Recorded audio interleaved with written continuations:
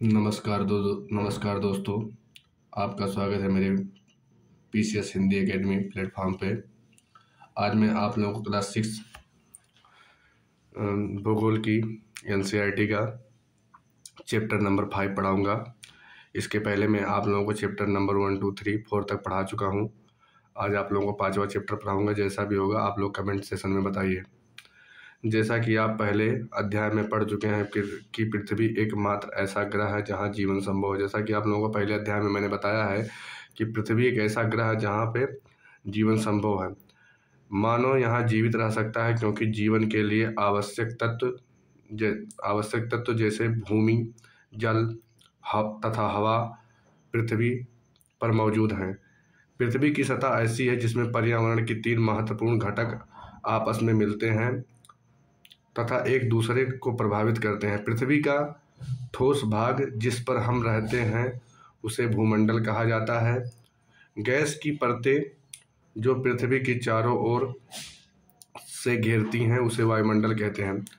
जिस पर हम रहते हैं उसे भूमंडल कहते हैं और जो गैस की परतें पृथ्वी के चारों ओर से घेरती हैं दोस्तों उसे वायुमंडल कहा जाता है।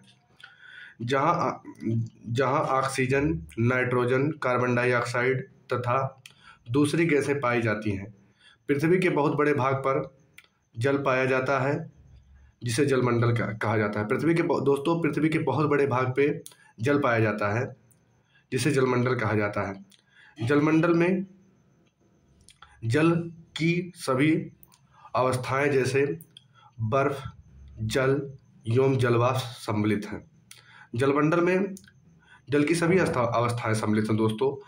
उसमें जैसे बर्फ आ गया, जल आ गया, जलवाष्प। जीवमंडल एक सीमित क्षेत्र है जहां स्थल, जल एवं हवा एक साथ मिलते हैं। जीवमंडल जो है दोस्त वो बहुत सीमित क्षेत्र है जहां स्थल, जल एवं हवा एक साथ मिलते हैं, जहां सभी प्रकार के जीव पाए जाते हैं। जीवमंडल पर सभी प्रकार के जीव पाए जाते हैं। भूमंडल, आइए दोस्तों भूमंडल के बारे में जानिए। पृथ्वी के ठोस भाग को भूमंडल कहा जाता है। यह भूपर्पट्टी की चट्टानों तथा मिट्टी की पतली परतों से बना हुआ है जिसमें जीवों के लिए पोषक तत्व पाए जाते हैं। भूमंडल में जीवों के लिए पोषक तत्व पाए जाते हैं। पृथ्वी की सतह को 2 मुख्य भागों में बांटा जा सकता है। बड़े स्थलीय भूभागों को महाद्वीपों के नाम से जाना जाता है तथा बड़े जलाशयों को महासागरीय बेसिन के नाम से जाना जाता है। विश्व के सभी महासागर आपस में एक दूसरे से जुड़े हुए हैं। चित्र संख्या 5.1 में विश्व के मानचित्र को देखिए। क्या सभी स्थलीय भूभाग एक दूसरे से आपस में जुड़े हुए हैं? समुद्री जल का तल सभी जगह समान होता है। स्थल की ऊंचाई को समुद्र तल से मापा जाता है जिसे शून्य माना जाता है। स्थल की जो ऊंचाई होती है दोस्तों उसे समुद्र तल से मापा जाता है जिसे शून्य माना जाता है। अब आगे आइए आप लोग।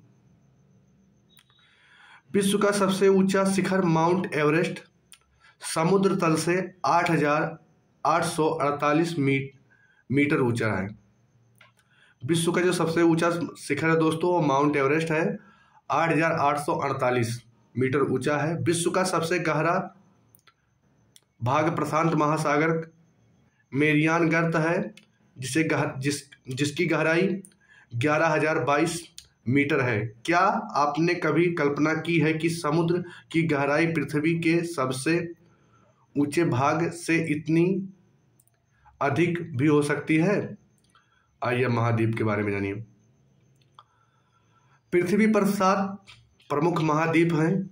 ये विस्तृत जलराशि के द्वारा एक दूसरे से अलग हैं। जो महाद्वीप हैं दोस्तों वो एक दूसरे से अलग हैं। ये महाद्वीप हैं एशिया महाद्वीप, यूरोप महाद्वीप, अफ्रीका महाद्वीप, उत्तरी अमेरिका महाद्वीप, दक्षिणी अमेरिका महाद्वीप, ऑस्ट्रेलिया महाद्वीप, अंटार्कटिका महाद्वीप। चित्र 5.1 में विश्व के मानचित्र को देखिए तथा ध्यान दीजिए कि स्थल का बहुत बड़ा भाग उत्तरी गोलार्ध में पाया जाता है। जो स्थल का भाग है दोस्तों, जैसे 2 गोलार्ध है, एक उत्तरी गोलार्ध एक दक्षिणी गोलार्ध, तो स्थल का बहुत बड़ा भाग जो है दोस्तों वो पाया जाता है उत्तरी गोलार्ध में। एशिया विश्व का सबसे बड़ा महाद्वीप है। यदि आपसे कोई पूछे कि विश्व का सबसे बड़ा महाद्वीप कौन सा है तो आप क्या बताएंगे? एशिया। एशिया विश्व का सबसे बड़ा महाद्वीप है। यह पृथ्वी के कुल क्षेत्रफल के 1/3 भाग में फैला है। यह महाद्वीप पूर्वी गोलार्ध में स्थित है। मान लीजिए आपसे कोई पूछे कि सबसे बड़ा महाद्वीप कौन सा है तो आप बताएंगे एशिया महाद्वीप। अगर आपसे ये कोई पूछ ले कि एशिया महाद्वीप कहाँ पे है तो आप कहेंगे एशिया महाद्वीप पूर्वी गोलार्ध में स्थित है। कर्क रेखा इस महाद्वीप से होकर गुजरती है। जो कर्क रेखा वो एशिया महाद्वीप से होकर गुजरती है। एशिया के पश्चिम में यूराल पर्वत है जो यूरोप से अलग करता है। जो यूराल पर्वत है दोस्तों वो एशिया और यूरोप को अलग करता है। चित्र संख्या 5.1 में यूरोप एवं एशिया के संयुक्त भूभाग को यूरेशिया, यूरोपीय प्लस एशिया कहा जाता है। जो एशिया एवं यूरोप का संयुक्त भाग है दोस्त उसे यूरेशिया कहा जाता है। यूरोप एशिया से बहुत छोटा है। यह महाद्वीप एशिया के पश्चिम में स्थित है। अगर आपसे पूछे कि यूरोप कहाँ है तो आप क्या बताएंगे? यूरोप महाद्वीप एशिया महाद्वीप के पश्चिम में स्थित है। आर्कटिक वृत्त इससे होकर गुजरती है। यह 3 तरफ से जल से घिरा हुआ है। यूरोप जो है वो 3 तरफ से जल से घिरा हुआ है। विश्व के मानचित्र को देखिए एवं इसकी स्थिति का पता लगाइए। अब आइए अफ्रीका के बारे में। अफ्रीका एशिया के बाद विश्व का दूसरा सबसे बड़ा महाद्वीप है। दोस्तों यदि आपसे कोई पूछा कि विश्व में सबसे बड़ा महाद्वीप कौन सा है तो आप बताएंगे एशिया। अगर आपसे कोई पूछे कि विश्व का दूसरा सबसे बड़ा महाद्वीप क्या है तो दोस्तों आप बताएंगे अफ्रीका। विषुवत वृत्त या 0 डिग्री अक्षांश इस महाद्वीप के लगभग मध्य भाग से होकर गुजरती है। अफ्रीका का बहुत बड़ा भाग उत्तरी गोलार्ध में स्थित है। अफ्रीका जो है अफ्रीका का दोस्त बहुत बड़ा भाग उत्तरी गोलार्ध में स्थित है। आप पाएंगे कि यह एक ऐसा महाद्वीप है जिससे होकर कर्क, विषुवत एवं मकर तीनों रेखाएं गुजरती हैं। दोस्तों ये सवाल पूछा गया है कि तीनों रेखाएं कौन से महाद्वीप से गुजरती हैं तो आपको पता होना चाहिए अफ्रीका महाद्वीप से। कर्क, विषुवत एवं मकर तीनों रेखाएं होकर गुजरती हैं।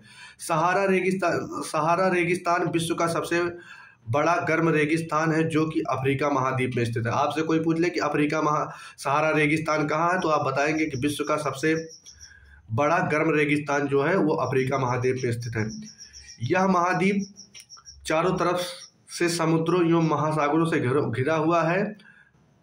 चित्र संख्या 5.1 में विश्व के मानचित्र को देखिए। आप देखेंगे कि विश्व की सबसे लंबी नदी नील अफ्रीका से होकर गुजरती है। जो हमारे विश्व की सबसे लंबी नदी है दोस्तों नील, वो भी अफ्रीका महाद्वीप से होकर गुजरती है। विश्व अफ्रीका का मानचित्र देखिए। आप बताइए कि कर्क रेखा, मकर रेखा तथा विषुवत वृत्त इसके किन किन भागों से होकर गुजरती है। ये आपको बताना है। कमेंट सेक्शन में आप लोग बताइए कि मकर रेखा, कर्क रेखा और विषुवत रेखा अफ्रीका के किन किन भागों से होकर गुजरती है। अब आप लोग आ जाइए। उत्तरी अमेरिका विश्व का तीसरा सबसे बड़ा महाद्वीप है। विश्व का सबसे बड़ा महाद्वीप एशिया। विश्व का दूसरा सबसे बड़ा महाद्वीप अफ्रीका। विश्व का तीसरा सबसे बड़ा महाद्वीप उत्तरी अमेरिका। यह दक्षिण अमेरिका से एक सक्रिय स्थल से जुड़ा है जिसे पनामा जल संधि कहते हैं।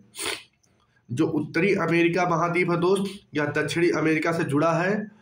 उसे जोड़ने वाले जो जुड़ा हुआ स्थल है उसे पनामा जल संधि के द्वारा जुड़ा हुआ है। 1 मिनट थोड़ा ऊपर कुछ हाँ क्या आप जानते हैं कि न्यूजीलैंड में एडमंड हिलेरी तथा भारत के तेंजिंग मैगन्स शेरपा 29 मई 1993 को पृथ्वी के सबसे ऊंची शिखर माउंट एवरेस्ट पर चढ़ने वाले पहले व्यक्ति थे।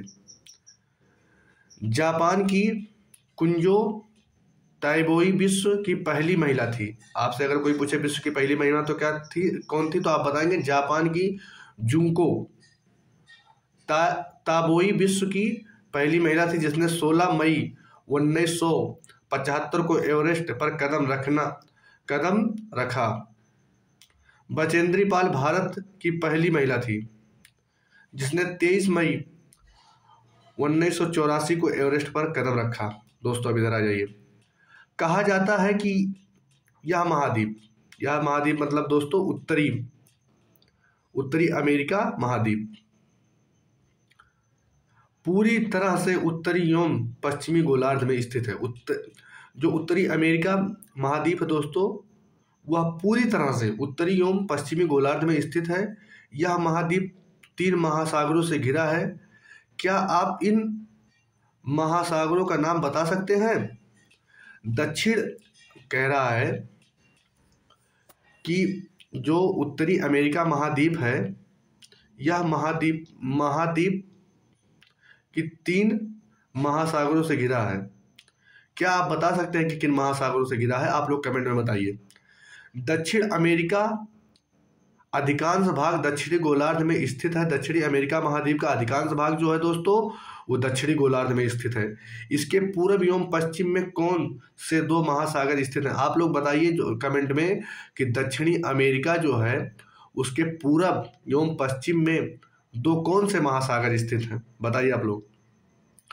विश्व की सबसे लंबी पर्वत श्रृंखला एंडीज इसके उत्तर से दक्षिण की ओर फैली हुई है। जो विश्व की सबसे लंबी पर्वत श्रृंखला है दोस्त, वो दक्षिणी अमेरिका के उत्तर से दक्षिण की ओर फैली है।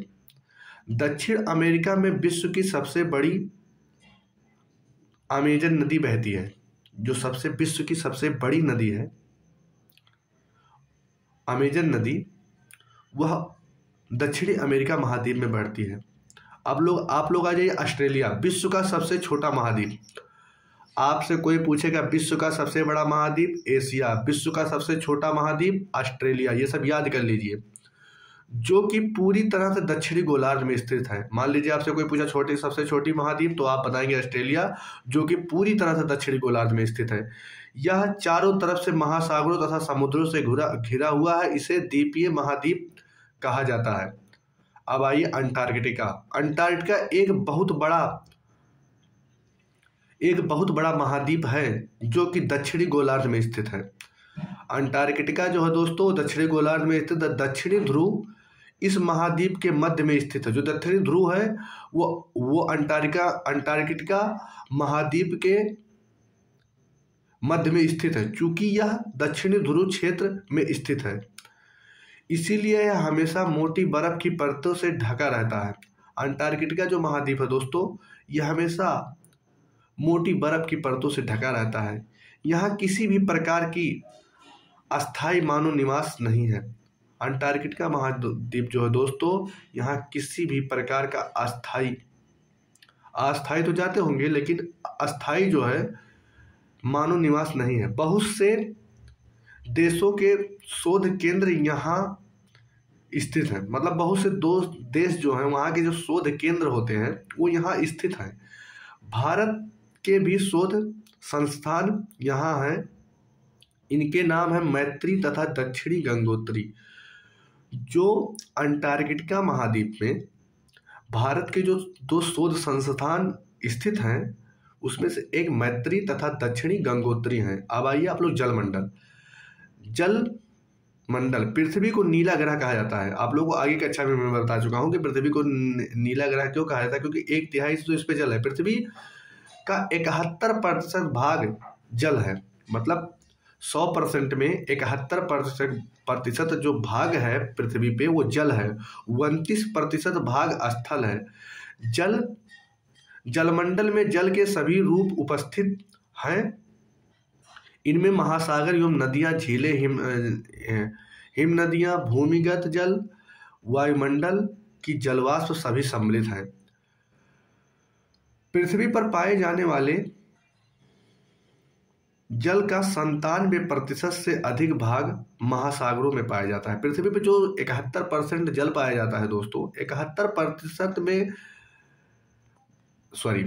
पृथ्वी में तो टोटल 71% जल है, लेकिन वो 71% में 100% में 97% जो जल पाया जाता है पृथ्वी पे, वो महासागरों में पाया जाता है।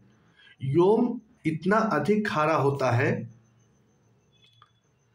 मानव के उपयोग में नहीं आ सकता है। शेष जल का बहुत बड़ा भाग बर्फ की परतों एवं हिमानियों तथा भूमिगत जल के रूप में पाया जाता है। जल का बहुत कम भाग अलवण जल के रूप में पाया जाता है। अलवण का मतलब दोस्त ये है कि पीने योग्य जल बहुत कम पाया जाता है जो मनुष्य के इस्तेमाल में आता है। यही कारण है कि नीले ग्रह में रहने के बावजूद हम पानी की कमी महसूस करते हैं। जो हम नीले ग्रह में रहते हैं उसके बाद भी दोस्तों अगर हम पानी जो महसूस करते हैं उसके पीछे सबसे बड़ा कारण यह है कि हमारा जो अलवण जल है, वो जो पीने वाला जल है वो बहुत कम है। लवण जल मतलब खारा जल जो मनुष्य के उपयोग में नहीं आ सकता, उसकी अधिकता ज़्यादा है। इसी के कारण पीने योग्य जल कम होने के कारण हमें जल का संकट का सामना करना पड़ता है। महासागर जलमंडल के मुख्य भाग हैं जो आपस में एक दूसरे से जुड़े हुए हैं। महासागरीय जल हमेशा गतिशील रहता है। जो महासागरीय जल रहता है दोस्तों वो हमेशा गतिशील रहता है। तरंगे, ज्वार भाटा तथा महासागरीय धाराएं महासागरीय जल की 3 प्रमुख गतियां हैं। बड़े से छोटे आकार के आधार पर क्रमशः 4 प्रमुख हैं। पहला प्रशांत महासागर, दूसरा अटलांटिक महासागर, तीसरा हिंद महासागर, चौथा आर्कटिक महासागर। प्रशांत महासागर सबसे बड़ा महासागर है।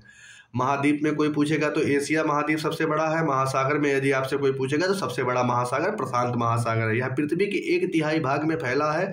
पृथ्वी का सबसे गहरा मेरियाना गर्त प्रशांत महासागर में स्थित है। प्रशांत महासागर लगभग वृत्ताकार है। एशिया, ऑस्ट्रेलिया, उत्तरी एवं दक्षिण अमेरिका इसके चारों ओर स्थित है।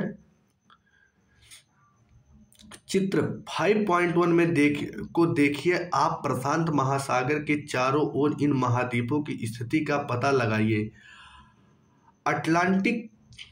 अटलांटिक महासागर विश्व का दूसरा सबसे बड़ा महासागर। सबसे बड़ा महासागर अगर आपसे कोई पूछेगा तो प्रशांत महासागर, दूसरा सबसे बड़ा महासागर तो अटलांटिक महासागर। यह अंग्रेजी भाषा के यस अक्षर के आकार का है। इसके पश्चिम किनारे पर उत्तर एवं दक्षिणी अमेरिका है तथा पूर्वी किनारे पर यूरोप एवं अफ्रीका। अटलांटिक महासागर की तट रेखा बहुत अधिक तदुत्तरित है। यह अनियमित एवं तदुत्तरित तट रेखा प्राकृतिक पोताश्रयों एवं पत्तनों के लिए आदर्श स्थिति है। व्यापार की दृष्टि से यह सबसे व्यस्त महासागर है। अगर व्यापार की दृष्टि से आपसे कोई पूछेगा कि व्यापार की दृष्टि से सबसे व्यस्त महासागर कौन है तो आप क्या बताएंगे दोस्तों? आप यही बताएंगे कि व्यापार की दृष्टि से सबसे व्यस्त महासागर अटलांटिक महासागर। अब आप लोग आइए, हिंद महासागर ही एक ऐसा महासागर है जिसका नाम किसी देश के नाम पर है, यानी भारत के नाम पर रखा गया है। आपसे अगर पूछे कि कौन सा ऐसा महासागर है जिसका नाम किसी देश के नाम पर रखा गया तो आप लोग क्या बताएंगे? हिंद महासागर। यह महासागर लगभग त्रिभुजाकार है। इसके उत्तर में एशिया, पश्चिम में अफ्रीका तथा पूर्व में ऑस्ट्रेलिया स्थित है। आर्कटिक महासागर उत्तरी ध्रुव एवं वृत्त में स्थित है तथा यह उत्तरी ध्रुव के चारों ओर फैला है। यह प्रशांत महासागर से छिछले जल वाले एक संकरे भाग से जुड़ा हुआ है जिसे बेरिंग जल संधि के नाम से जाना जाता है। यह उत्तरी अमेरिका के उत्तरी तटों तथा यूरेशिया से घिरा है। वायुमंडल हमारी पृथ्वी चारों ओर से गैस की परत से घिरी हुई है जिसे वायुमंडल कहा जाता है। वायुमंडल की यह पतली परत इस ग्रह का महत्वपूर्ण एवं अटूट भाग है। यह हमें ऐसी वायु प्रदान करती है जिससे हम लोग सांस लेते हैं। वायुमंडल हम लोगों को सूर्य की कुछ हानिकारक किरणों से बचाती है। वायुमंडल में 16,000 किमी की ऊंचाई वायुमंडल 16,000 किमी की ऊंचाई तक फैली है। 16,000 नहीं दोस्तों, माफ़ कीजिएगा। वायुमंडल 1600 किमी की ऊंचाई तक फैली है। वायुमंडल को उसके घटकों, तापमान तथा अन्य के आधार पर 5 परतों में बांटा जाता है। इन परतों को पृथ्वी की सतह से शुरू करते हुए पृथ्वी के जो वायुमंडल है दोस्त उसको 5 परतों में बांटा गया है। पहले क्षोभ मंडल, फिर सप्ताह मंडल, फिर मध्य मंडल, फिर आयन मंडल, फिर बहिर्मंडल। दोस्तों ये क्वेश्चन पूछा गया, आप इसको रट लीजिए कि पृथ्वी के वायुमंडल को 5 परतों में बांटा गया है। क्षोभ मंडल, सप्ताह मंडल, मध्य मंडल, आयन मंडल, बहिर्मंडल। अब आगे आइए। वायुमंडल मुख्यतः ऑक्सीजन एवं नाइट्रोजन से बना है, जो सिर्फ साफ तथा शुष्क हवा का 99% भाग है। आयतन के अनुसार नाइट्रोजन 78%, ऑक्सीजन 71% तथा दूसरी गैस जो कार्बन डाइऑक्साइड, आर्गन इत्यादि की मात्रा 1% है। ऑक्सीजन सांस लेने के लिए आवश्यक है, जबकि नाइट्रोजन प्राणियों की वृद्धि के लिए आवश्यक है। कार्बन डाइऑक्साइड आदि बहुत कम मात्रा में है, लेकिन यह पृथ्वी के द्वारा छोड़ी गई ऊष्मा को अवशोषित करती हैं, जिससे पृथ्वी गर्म रहती है। यह पौधों की वृद्धि के लिए आवश्यक है। ऊंचाई के साथ वायुमंडल के घनत्व में भिन्नता आती है। यह घनत्व समुद्री तल पर सबसे अधिक होता है तथा जैसे जैसे हम ऊपर की ओर जाते हैं यह तेजी के साथ घटता जाता है। आप जानते हैं कि पहाड़ों पर पर्वतारोहियों को हवा के घनत्व में कमी होने के कारण सांस लेने में कठिनाई होती है। ऊंचाई पर सांस लेने के लिए उन्हें अपने साथ ऑक्सीजन सिलेंडर लेकर जाना पड़ता है। जैसे जैसे हम ऊपर की ओर जाते हैं तापमान घटता जाता है। वायुमंडल पृथ्वी पर दबाव डालता है। यह एक स्थान से दूसरे स्थान पर अलग अलग होता है। कुछ क्षेत्रों में अधिक दाब महसूस होता है, जबकि कुछ क्षेत्रों में कम। वायु उच्च दाब से निम्न दाब की ओर बहती है। गतिशील वायु को पवन कहा जाता है। जो गतिशील वायु होती है उसे पवन कहा जाता है। आप लोग आइए। जीवमंडल स्थल, जल तथा हवा के बीच का एक सीमित भाग है। यह वह भाग है जहाँ जीव मौजूद हैं। यहाँ जीवों की बहुत सी प्रजातियां हैं जो कि सूक्ष्म जीवों, बैक्टीरिया से लेकर बड़े स्तनधारियों के आकार में पाई जाती है। मनुष्य सहित सभी प्राणी जीवित रहने के लिए एक दूसरे से तथा जीवमंडल से जुड़े हुए हैं। जीवमंडल के प्राणियों को मुख्यतः 2 भागों में जंतु जगत एवं पादप जगत में विभक्त किया जाता है। पृथ्वी के ये तीनों परिमंडल आपस में पारस्परिक प्रक्रिया करते हैं तथा एक दूसरे को किसी न किसी रूप में प्रभावित करते हैं। उदाहरण के लिए लकड़ी तथा खेती के लिए वनों को काटा जाए, जो इससे ढलुआ भाग पर मिट्टी का कटाव तेजी से होने लगता है। इस प्रकार प्राकृतिक आपदाएं जैसे भूकंप से पृथ्वी की सतह में परिवर्तन हो जाता है। हाल ही में सुनामी के कारण अंडमान निकोबार द्वीप समूह का कुछ भाग पानी में डूब गया। झीलों तथा नदियों में दूषित पदार्थों के प्रवाहित होने से उनका जल मानव के इस्तेमाल लायक नहीं रह जाता है। यह जल दूसरे जीवों को नुकसान पहुंचाता है। उद्योगों, तापीय विद्युत संयंत्रों तथा गाड़ियों का उत्सर्जी पदार्थ वायु को प्रदूषित करता है। कार्बन डाइऑक्साइड वायु का एक महत्वपूर्ण घटक है, लेकिन कार्बन डाइऑक्साइड की मात्रा में वृद्धि के कारण पृथ्वी के तापमान में वृद्धि होती रहती है। इसे भूमंडलीय ताप कहा जाता है। इसीलिए भूमंडल, वायुमंडल तथा जलमंडल के बीच के प्राकृतिक संतुलन को बनाए रखने के लिए पृथ्वी के संसाधनों के सीमित उपयोग की आवश्यकता है। दोस्तों यहीं आप लोगों का चैप्टर नंबर 5 समाप्त होता है। जैसा भी होगा आप लोग कमेंट सेक्शन में बताइए। आप मिलते हैं कल आप लोगों को नेक्स्ट क्लास 6 में। नमस्कार दोस्तों।